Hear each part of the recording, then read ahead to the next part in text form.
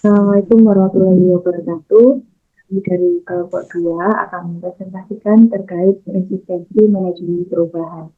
Next.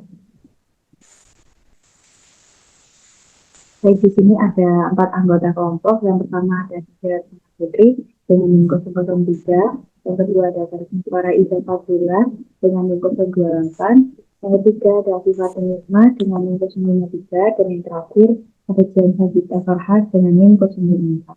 Next. Jadi di sini kami akan membahas yang terkait yang pertama ada pengertian resistensi menurut para ahli, yang kedua ada pemicu resistensi menurut John P. Cotter, yang ketiga yaitu bentuk resistensi, yang pertama ada resistensi langsung dan yang kedua ada resistensi tidak langsung, dan yang keempat tingkatan resistensi yaitu ada resistensi individu dan juga resistensi organisasi. Next. Jadi yang pertama kami akan membahas terkait pengertian resistensi. Next. Pengertian resistensi menurut para ahli. Di sini kami mengambil dari 3 para ahli. Yang pertama ada dari Barnard dan Jonathan. Yang kedua ada dari Scott dan yang ketiga ada dari Michelle Hart and Annegre. Yang pertama Barnard dan Jonathan. Menurut Bernard dan Jonathan, resistensi merupakan tindakan menolak atau menolak menyuarakan ketidaksetujuan terhadap perubahan yang sedang terjadi. Pada kenyataannya, perlawanan ini terdiri dari tindakan yang dilakukan oleh anggota masyarakat yang lebih lemah dalam struktur sosial yang lebih rendah terhadap partai berkuasa, penguasa, dan juga pemilik bisnis dalam struktur sosial yang lebih tinggi. Yang kedua, menurut Scott, resistensi atau yang disebut sebagai perlawanan ialah setiap tindakan yang diambil oleh anggota kelas sosial yang lebih rendah dengan tujuan melemahkan atau menolak tuntutan yang dibuat oleh kelas yang lebih tinggi atau mengajukan tuntutan mereka sendiri terhadap kelas yang lebih tinggi. Dan yang ketiga, menurut Michelle Hart Annegre, resistensi sebagai fenomena sosial yang terdapat suatu skenario di dalam kelompok yang terpinggirkan dalam kerangka sosial suatu masyarakat berjuang melawan kelompok-kelompok yang merugikan mereka. Next.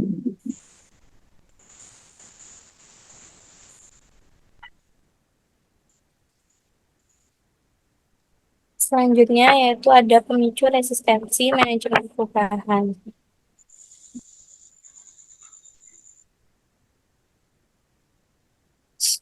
Di sini menurut John P. Cotter, pemicu resistensi yaitu ada 4.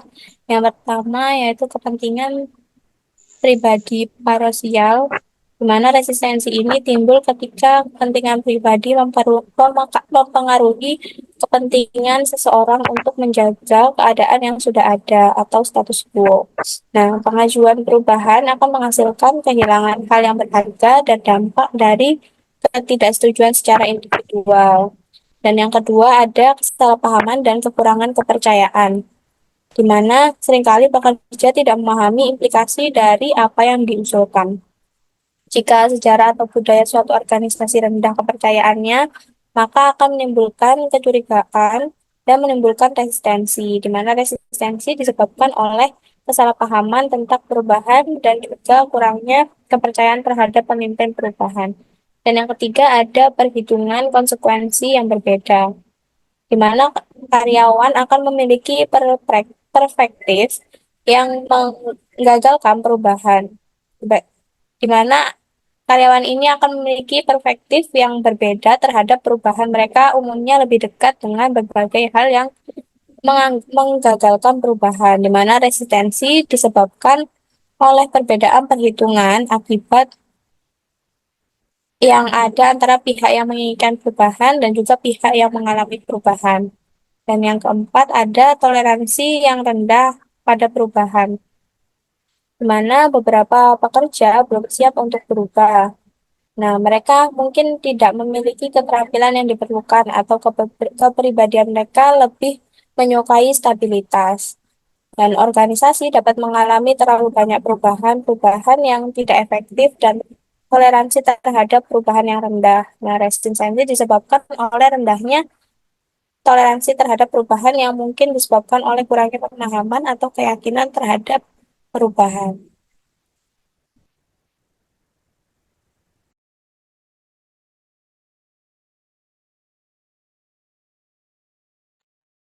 Bentuk dari resistensi manajemen perubahan.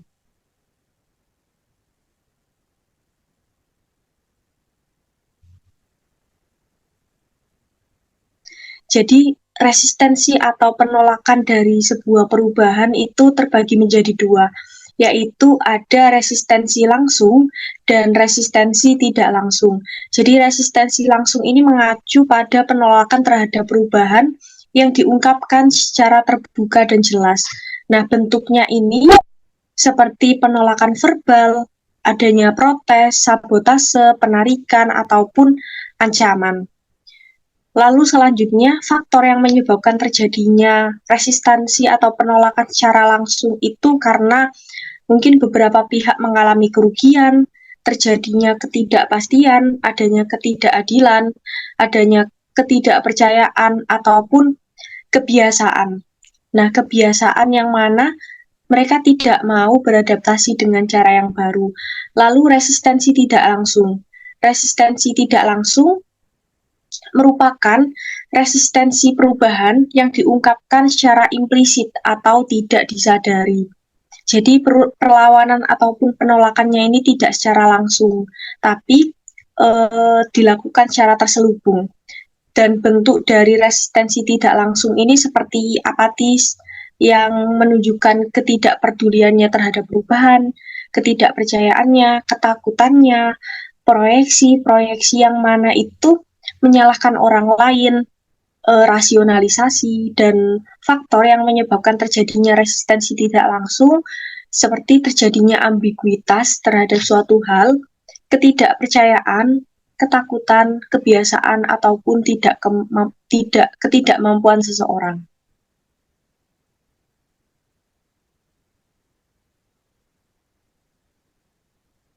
Dan berikut beberapa strategi yang bisa digunakan untuk mengatasi bentuk dari resistensi langsung maupun tidak langsung.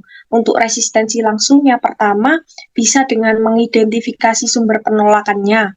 Yang kedua, mengkomunikasikan manfaat dari adanya perubahan, karena perubahan belum tentu buruk begitu. Yang ketiga, menggunakan bahasa yang mudah dipahami, karena kan kita menyampaikan sesuatu kepada orang lain agar mereka juga mudah menerima. Yang keempat, menekankan bagaimana perubahan itu bisa merubah diri ataupun organisasi yang ada. Yang kelima, mendengarkan dan memahami kekhawatiran mereka. Yang keenam, menangani penolakan yang ada pada masyarakat mengenai asal mula dan lainnya, mengapa mereka menolak. Yang terakhir, membangun kepercayaan, karena memang kepercayaan ini penting agar mereka juga bisa menerima perubahan yang ada. Untuk strategi mengatasi resistensi tidak langsung, yang pertama, bisa berkomunikasi secara terbuka dan transparan. Karena sudah sering berkomunikasi secara terbuka, maka orang lain pun dapat secara terbuka menyampaikan kendala mereka yang ada. Yang kedua, mendengarkan dan memahami kekhawatiran mereka. Yang ketiga, melibatkan karyawan dalam proses perubahan. Jadi tidak semata-mata langsung menyampaikan perubahan itu, tapi juga melibatkan mereka terhadap proses perubahan yang akan dilaksanakan. Yang keempat, tentunya pelatihan ataupun dukungan. Yang kelima, menciptakan suasana positif untuk mendukung perubahan yang ada. Dan yang keenam, mengelola rumor dengan segera menanggapi rumor. Tentu di lingkup organisasi ataupun masyarakat lain terdapat berbagai rumor yang mungkin bisa menjelekkan begitu organisasi tersebut. Maka dari itu, ketika ada rumor yang buruk, segera mengatasi dan mengelola rumor tersebut. Berikut seperti itu untuk strategi dalam menangani resistensi.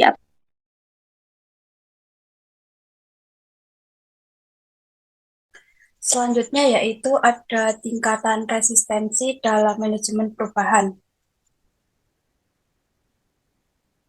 Next. Di sini tingkatan resistensi manajemen perubahan terbagi menjadi dua, yaitu tingkatan resistensi individu dan resistensi organisasi atau kelompok. Yang pertama, tingkatan resistensi individu. Yang pertama ada habitat atau kebiasaan. Sudah terbiasa dan merasa nyaman terhadap bentuk dan habitat yang awal, menjadikan individual berat hati dan tidak mau melaksanakan perubahan. Habitat itu yang susah untuk dipisahkan pada diri individual yang berakhir dengan adanya penolakan yang terjadi pada perubahan. Yang kedua ada faktor ekonomi. Jikalau perubahan bisa menciptakan dampak yang sangat besar pada ekonomi, maka bisa dipastikan bahwa semakin kuatnya resistensi pada individu. Contohnya itu ketidaksesuaian antara naiknya gaji dan menurunnya gaji. Tingginya biaya transportasi merupakan salah satu penyebab ekonomi yang menimbulkan resistensi atau perubahan. Yang ketiga ada safety atau keamanan. Rasa tidak aman dan takut merupakan faktor yang bisa dikatakan sangat penting dan memiliki pengaruh terjadinya resistensi perubahan. Contohnya ketika seseorang takut di PHK atau dituntut turun dari jabatannya.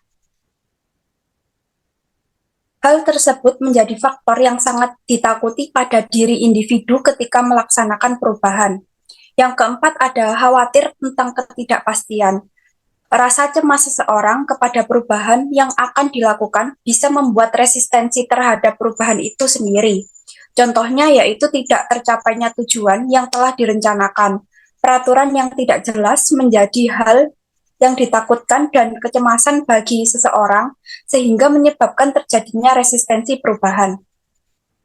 Yang kelima ada persepsi yang a priori, yaitu dengan adanya persepsi yang muncul pada diri seseorang sebelumnya melaksanakan perubahan, bisa membuat resistensi pada pelaksanaan perubahan.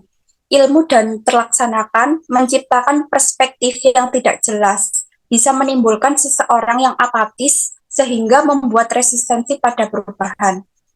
Selanjutnya ada tingkatan resistensi organisasi. Yang pertama ada ancaman terhadap alokasi sumber daya. Banyak kelompok pada sebuah organisasi atau perubahan yang mengontrol sumber daya yang banyak memungkinkan terjadinya penolakan terhadap perubahan. Hal ini diakibatkan sebab mereka cemas dan meminimalisir kemampuan supaya dapat mengendalikan sumber daya dengan lancar pada masa depan. Yang kedua ada ancaman terhadap kekuasaan yang dimiliki. Kekuasaan yang dilaksanakan dengan desentralisasi pada pengambilan keputusan adalah ancaman untuk para manajer yang mempunyai otoritas atau wewenang dalam mengambil keputusan. Selanjutnya ada fokus perubahan terbatas. Sebuah organisasi terdiri atas beberapa bagian sistem yang saling berkaitan. Jika ingin melakukan perubahan, maka tidak bisa hanya melakukan pada satu bagian sistem saja, tetapi harus menyeluruh. Kemudian ada budaya yang berorientasi pada status quo. Suatu kelompok yang mengharapkan culture saat ini akan menolak dilaksanakannya perubahan. Ketidakselarasan antara culture baru dan menginginkan pertahanan culture yang saat ini dijalani akan menyebabkan resistensi dalam kelompok atau organisasi itu sendiri. Kemudian yang terakhir ada kelompok yang konservatif. Kelompok yang bersifat konservatif akan tidak nyaman dengan adanya perubahan, akan menyebabkan resistensi pada organisasi. Bentuk yang kuno susah untuk terbuka pada hal baru yang berasal dari luar menjadi rintangan untuk organisasi atau perubahan untuk melaksanakan perubahan itu sendiri. Bisa next. Baiklah, demikian presentasi dari kelompok kami. Kurang lebihnya mohon maaf. Wassalamualaikum warahmatullahi wabarakatuh.